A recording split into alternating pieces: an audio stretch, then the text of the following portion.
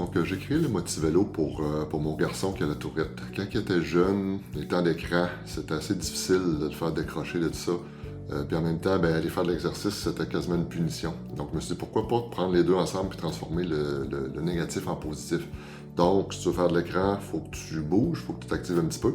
Puis le Motivélo sert de pont entre les deux. Donc, le Motivélo contrôle la lecture de l'écran. Si tu pédales pas assez vite, le film ou l'émission que tu écoutes arrête.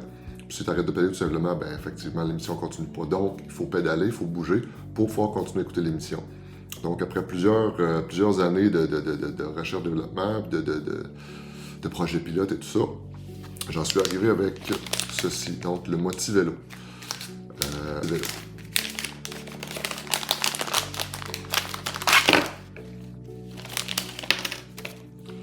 Donc, on a le module Motivélo en tant que tel. Donc, ça va être lui qui va être apposé sur le frame du vélo. Puis ça va être grâce à ça qu'on va compter le nombre de tours minute. Puis ce module-là va être connecté en Bluetooth sur votre appareil. Le module aussi. On a l'aimant. Donc, le Motivélo agit un petit peu comme un speedomètre. Donc, l'aimant passe devant le Motivélo. Puis on compte le nombre de tours minute grâce à ça. L'aimant va être apposé sur le pédalier. Puis il faut qu'il passe relativement proche du capteur pour compter le nombre de tours.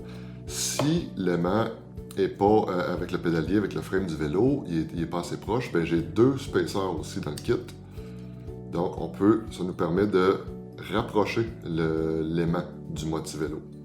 Puis les spacers et l'aimant vont être sécurisés sur le pédalier avec deux tie wraps qu'on va passer à travers ici les trous des spacers. Donc, on va pouvoir passer le tie wrap et venir le sécuriser.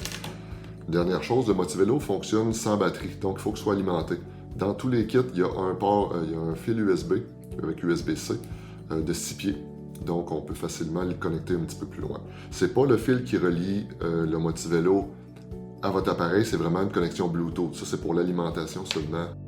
Donc, la première chose à faire quand vous voulez installer le Motivélo, c'est de trouver l'endroit optimal pour placer le Motivélo. Donc, il faut que ce soit un endroit qui ait assez de place pour mettre le Motivélo et l'aimant où le pédalier va passer pour qu'il soit juste assez proche pour que le capteur détecte la proximité de l'écran. Sur l'exemple ici, on a un vélo, un petit pédalier. Donc, vu de face, comme ça, on a le Motivélo qui est là, on a l'aimant qui est là. Donc, c'est l'endroit parfait pour placer l'aimant et le Motivélo. Donc, le Motivélo, le module, on l'appose sur le frame avec un tape double face.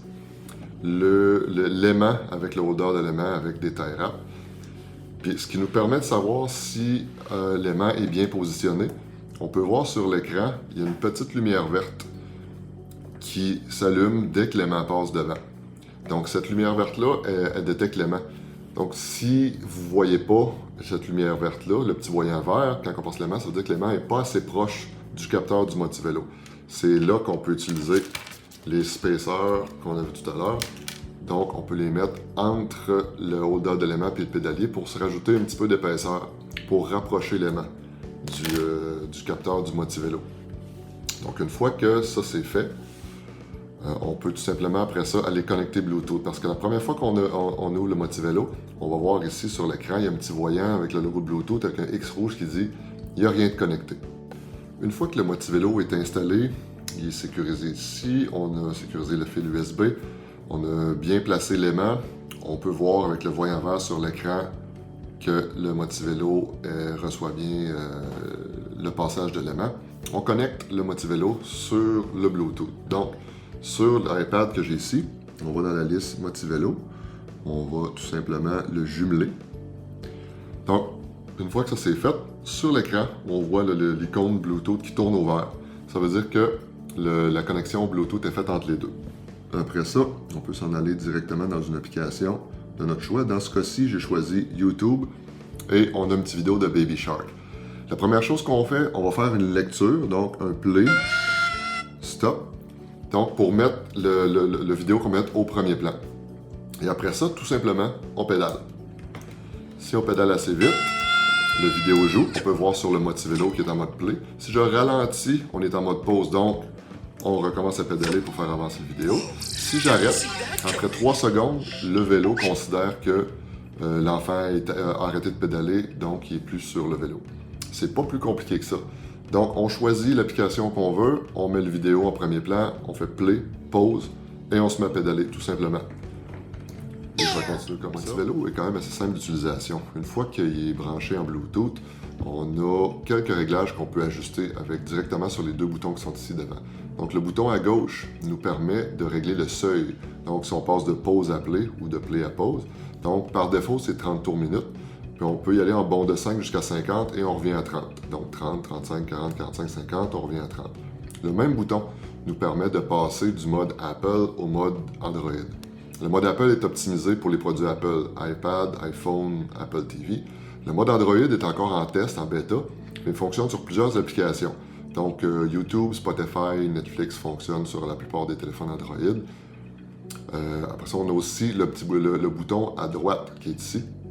Ça nous permet d'oublier les connexions Bluetooth qui ont été faites avant.